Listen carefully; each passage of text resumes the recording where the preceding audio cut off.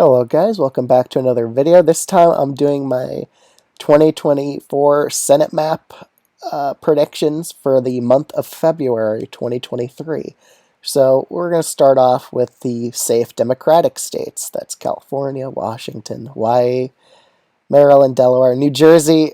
Even with all the scandals around Menendez in this state, I still think if he were to run, he would still win by a safe margin just because of the presidential ballot pulling him upwards with Biden's coattails. Maine, I just think would be safe Democratic. Even if Angus King retires, Jared Golden would run for the seat and make it safe Democratic either way. So with King or Jared Golden, it's a safe seat no matter what. Okay, let's start with the safe Republican states. Utah, Wyoming, Nebraska's seats, North Dakota, Mississippi, Tennessee, Indiana, and I think we could get into this. So we're going to start off with Missouri. Right now, I mean, it depends on if Lucas Kunce gets the nomination. If he does against Josh Hawley, maybe he could make it a likely state, but I kind of have my doubts. With the Republicans on the, it's going to be a presidential year. So there's going to be a lot of down ballot effects in a lot of these races. So in Missouri, it's still going to be solid red, even with a good Democratic candidate on the ticket against Josh Hawley. I don't see it flipping.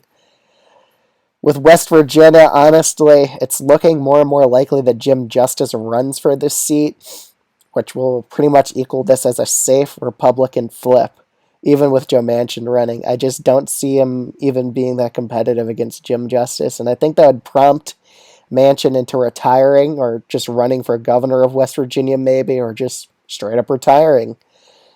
It'll be a very uphill battle for Manchin against Justice, and right now I think it's more than likely Jim Justice is the nominee for the Republicans in the state of West Virginia.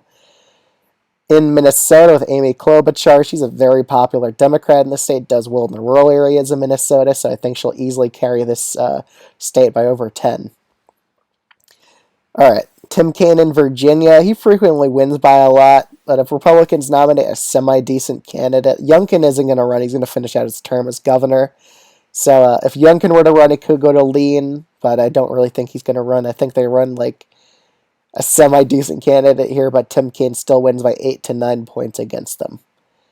In New Mexico, I kind of see the same thing, and an 8 to 9 point victory for the Democratic incumbent in this state. I really don't think Republicans will be able to flip it, but it will only be a likely margin for Dems.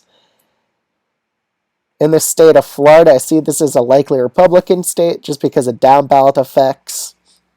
I think Rick Scott will be carried to victory here by the Republican presidential candidate. In the state of Pennsylvania with Bob Casey, he frequently wins by landslides in elections, so I just think starting the state off as likely D is the way to go here. For the two states of Michigan and Wisconsin, I see these both as lean D states. Michigan is an open seat now since Stabenow is not running for re-election, so that shifts my rating from likely to lean because it's now an open seat. In Wisconsin, Tammy Baldwin, she's more popular than Ron Johnson in this state. Plus, with a presidential year, and most of my predictions has a Democrat winning the state of Wisconsin, I still think she'll win, and she has incumbency advantages. So Wisconsin typically holds on to their incumbents like we saw with Ron Johnson. Even though he was super unpopular, they still voted him in. Plus, Tammy Baldwin has decent approval ratings, so I think she'll hang on here in the state of Wisconsin. Okay, I think we should go to Nevada next. Nevada, I just think, even in a great year for Republicans in the state of Nevada, they outnumbered Democrats like by 10% in the electorate. They still lost. So with higher Democratic turnout, this seat really wouldn't be extremely competitive as long as Dems turn out here, and they'll definitely turn out at a much higher rate than they do in presidential or in midterm years. So I think this is relatively safe to say it's a lean D state. I really don't think it's tilt D as of right now. For the state of Texas, with Ted Cruz here, he's a very unpopular Republican, so this state's in play for the Democrats. If they want to try to expand their Senate majority, targeting Texas's seat with Ted Cruz here, that's the way to go. You know, he could lose if Democrats win in a landslide in 24. If they flip Texas, they could certainly flip Ted Cruz's seat. But that's a stretch to say they could win Texas as of right now. All right, the state of Montana. Now, this is probably one of the safer of the tilt states. I do think Tester's really favored here. He has a 60% approval rating so far. Plus, it looks like he's really going to be running for re-election as of right now. So I think this is a tilt D state for the Democrats so far. By the time we're recording this, I think Tester is going to run for this seat. So I think he has good approval ratings. Plus, there's a lot of ticket splitters in a state like Montana. It's similar to Maine in that way. Jon Tester could pull off a victory like Susan Collins did in 2020. So he's a very popular incumbent. So I think he could pull it off.